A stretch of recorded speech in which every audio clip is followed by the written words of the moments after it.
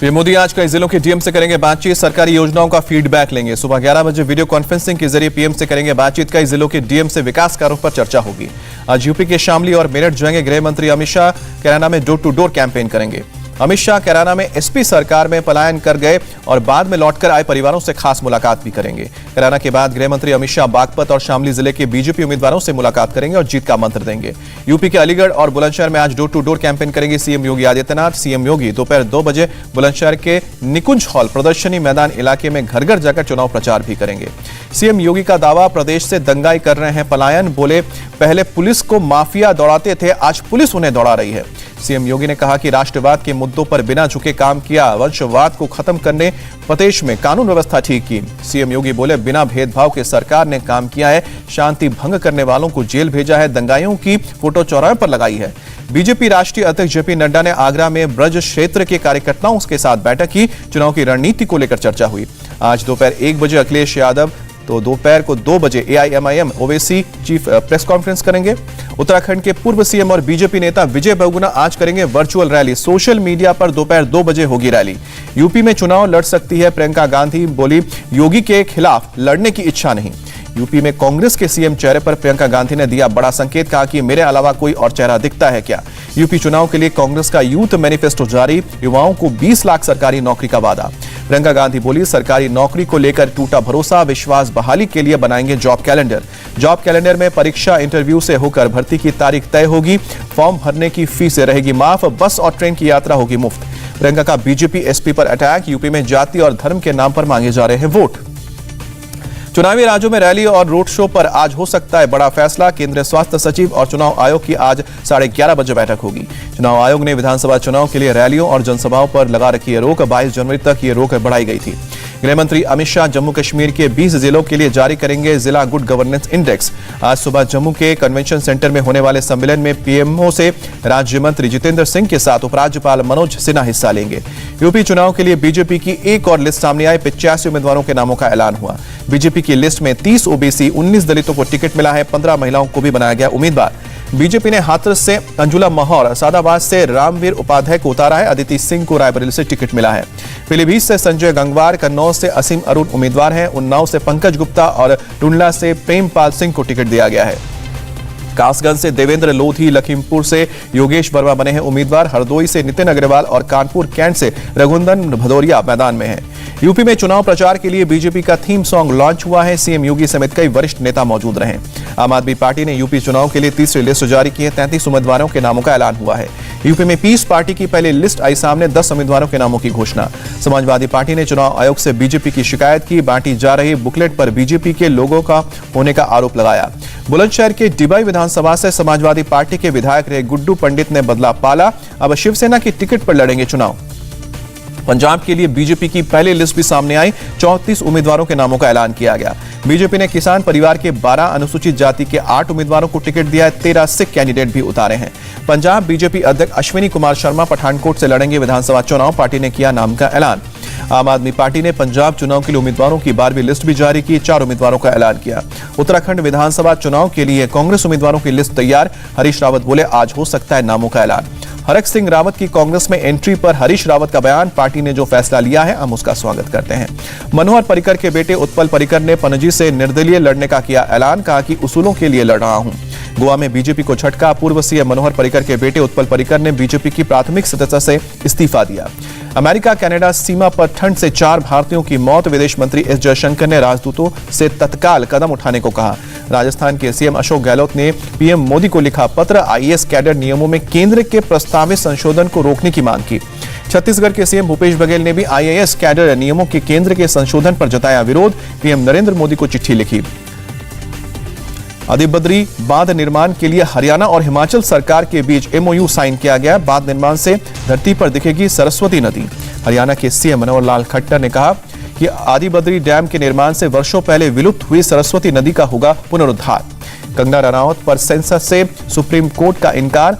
Social media post को sensor करने की मांग खारिज। मुंबई पुलिस को जांच जारी रखने को कहा गया। हेट स्पीच के आरोप में जेल में बंद जितेंद्र त्यागी ने जेल से लगाई गुहार, पत्नी की हत्या कर देंगे जिहादी, बचा लो।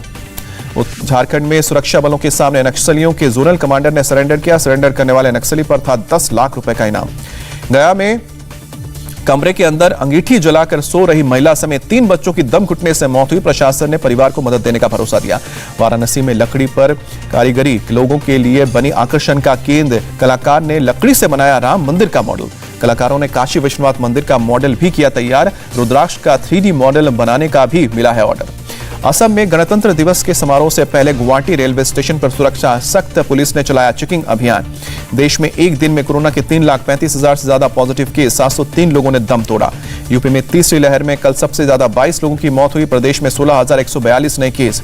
यूपी में गोरखपुर के CMHO का दावा, पहले की तुलना में घटने लगे हैं कोरोना के केस। 1.81% जिले में पॉजिटिविटी रेट है। यूपी में 15 से 18 एज ग्रुप के 70,92,000 से ज्यादा बच्चों को वैक्सीन दी गई है। राज्य के अपर मुख्य सचिव स्वास्थ्य अमित मोहन प्रसाद ने जानकारी दी। दिल्ली और मुंबई में कोरोना मामलों में आई थोड़ी कमी। पाबंदियों में दी गई है ढील। कोरोना संक्रमण के बीच दिल्ली में शुक्रवार रात से वीकेंड कर्फ्यू लागू किया गया। सोमवार को सुबह तक जारी रहेगा प्रतिबंध। दिल्ली में वीकेंड कर्फ्यू के दौरान सड़क पर मुस्तैद दिखी पुलिस। बिना वजह घूम रहे लोगों के काटे चालान। साई बेंगलुरु में 33 एथलीट्स कोरोना पॉजिटिव मिले हैं। जूनियर महिला हॉकी टीम के खिलाड़ी और सीनियर पुरुष हॉकी टीम के कोच संक्रमित। कोविन ऐप से लोगों के डेटा लीक की खबर से हड़कंप। स्वास्थ्य मंत्रालय ने डेटा लीक के आरोप को खारिज किया। असम में कोरोना के 6,897 नए केस सामने आए हैं। 15 लोगों की मौत हुई है। झारखंड में कोरोना के 2,015 नए मामले। 24 घंटे में कोरोना से 9 लोगों की मौत। गुजरात में तेजी से फैल रहा है कोरोना संक्रमण। 8 बड़े शहरों के साथ 17 कस्बों में नाइट कर्फ्यू लागू। गुजरात के आनंद, अहमदाबाद, वडोदरा, सूरत, राजकोट, जामनगर, जूनागढ़ और गांधीनगर में नाइट कर्फ्यू लगा। एमपी में 24 घंटे में मिले कोरोना के 9,603 नए केस। 4 मरीजों की कोरोना से मौत। हरियाणा में 24 घंटे में कोरोना के 6,655 नए केस सामने आए। 12 मरीजों की जान गई। छत्तीसगढ़ में कोरोना के 5,029 नए मामले सामने आए। 24 घंटे में 8 मरीजों की कोरोना से मौत। पश्चिम बंगाल में पिछले 24 घंटे में मिले हैं कोरोना के 9,154 नए केस। 35 मरीजों की जान गई। हैदराबाद में फर्जी RT-PCR रिपोर्ट बनाने वाले गिरोह का पर्दाफाश हुआ। गिरोह के 6 सदस्यों की गिरफ्तारी की गई। पटना में ज्वेलर्स के शोरूम पर लूट का पर्दाफाश। ज्वेलरी और पिस्तौल के साथ आरोपी गिरफ्तार हुआ। साउथ अफ्रीका ने दूसरे वनडे में टीम इंडिया को एक तरफा मुकाबले में 7 विकेट से मात दी। 3 मैचों की सीरीज में 2-0 से विजय। साउथ अफ्रीका ने 288 रन का टारगेट दिया था। 3 विकेट खोकर हासिल किया। यारमन मलान ने सबसे ज्यादा 91 रन बनाए। भारत की ओर से जसप्रीत बुमराह, शार्दुल ठाकुर और युजवेंद्र चहल ने एक विकेट लिए। भारत ने पहले बल्लेबाजी करते हुए 50 ओवर में 6 विकेट पर 287 रन बनाए। साउथ अफ्रीका की तरफ से तबरेज शम्सी ने सबसे ज्यादा 2 विकेट लिए। ऋषभ पंत ने दक्षिण अफ्रीका के खिलाफ दूसरे एकदिवसीय मुकाबले की ताबड़तोड़ बल्लेबाजी। 71 गेंद में बनाए 85 रन। IPL के नए फ्रेंचाइज अहमदाबाद ने हार्दिक पांड्या को अपना कप्तान नियुक्त किया। ड्राफ्ट के जरिए राशिद खान और शुभमन गिल को भी चुना। केविन पीटरसन ने एशेज में इंग्लैंड की हार के लिए IPL को दोषी ठहराने को गलत बताया। बोले कि इंग्लैंड में टेस्ट क्रिकेट के गर्त में जाने के लिए IPL दोषी नहीं है।